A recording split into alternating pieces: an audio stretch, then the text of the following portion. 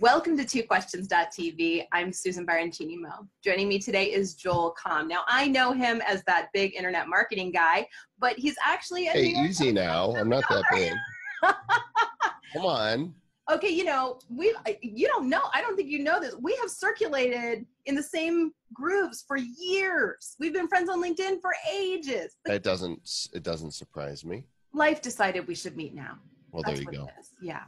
All right. Well, you are a New York Times bestselling author of 13 books, co-host of the Bad Crypto podcast. 15. Wish we had time. 15? Oh, 15. I wish we had time to get into crypto, but we don't.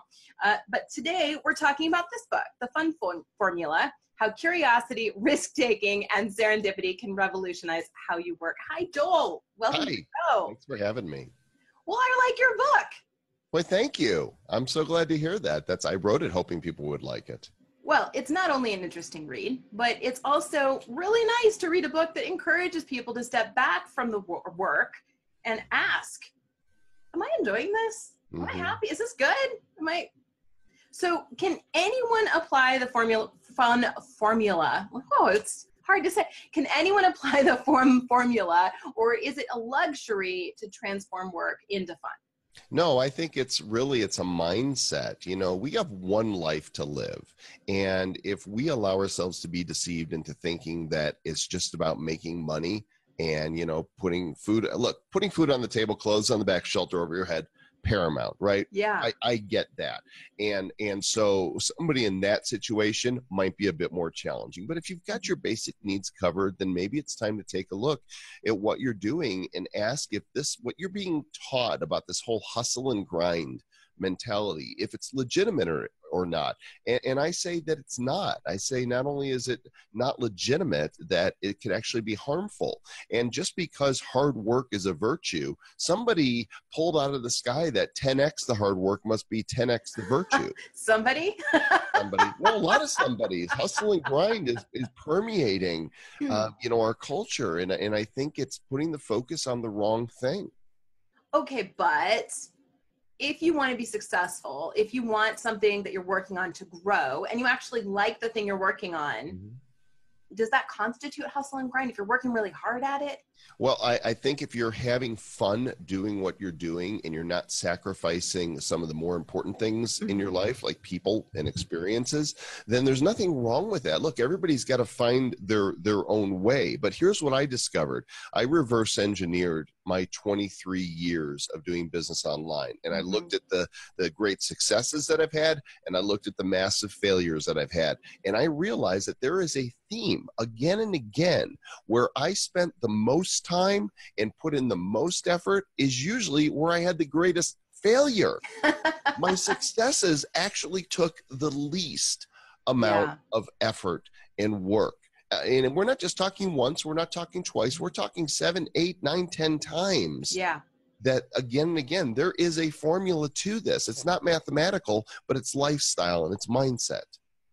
Yeah, actually reading this book, I thought a lot about that. And when I looked back, I sort of did a little inventory myself and realized the things that I mark as the big successes are the things that I go, well, those, I put effort in, I worked hard, but I was loving that. Right. Like I loved it. And so that made me think, okay, I got a little something in the hopper now that I really am excited about. So there's something to that. And I think we need to pay attention, but we live in a very materialistic culture, and it's all about accumulation and hitting that next level. And it's not focusing on who we are as individuals and what do we really want, not what others tell us we should have, but what do we really want? What brings us joy? Because I think when we are in the groove, not only are we going to have the greatest success in business, but we're going to have the greatest fulfillment in our lives. Yeah, that's the thing people miss, is that it's not just you're happier, you're more fulfilled, but it also is directly tied to success. Funny things. Okay, I technically asked you my 2 questions, but we have a little time left, so I'm going to ask you another one, bonus round. Okay, you took a sabbatical for a period of time, and you worked for a while at Barnes & Noble. You did a little Uber. For fun. Those are fun things. And I have thought about doing things like that from time to time, just to kind of reconnect with a different part of myself. Yeah. I did some closed captioning for a while, which is super fun because you watch the most random, bizarre things and it's fantastic. But I was talking with a friend of mine yesterday about this, and I said, I have some hesitation about like going to a Barnes and Noble or going, like Trader Joe seems so fun, and, it would be so much fun to work there for a while. But, if you have the time to do it, it's fun to reconnect with people in that way.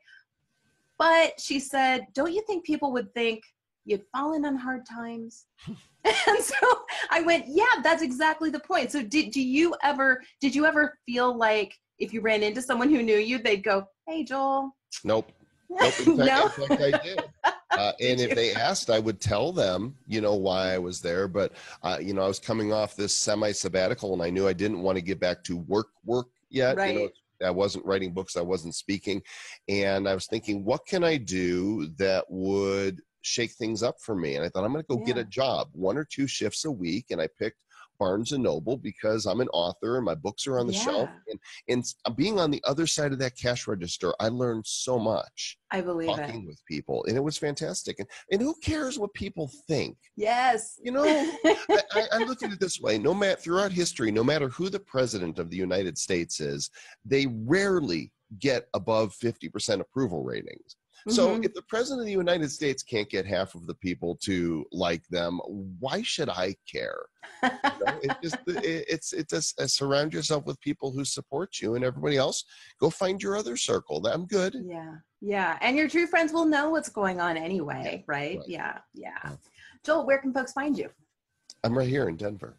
And no stalkers. Seriously, all you have to do, people, to find Joel is look at the links in the show notes below, or Google. It's not like he's hard to find. Funformulabook.com is where people can learn more about the Fun Formula book, and there's a bunch of bonuses as well, including 2 of my other books that you get for free when you purchase this, and a number of other things. So yeah. Awesome. Great. And we'll have those links in the show notes for today. Thank you so much for being on the show. Thanks for having me, Susan. All right, viewers, here is the book.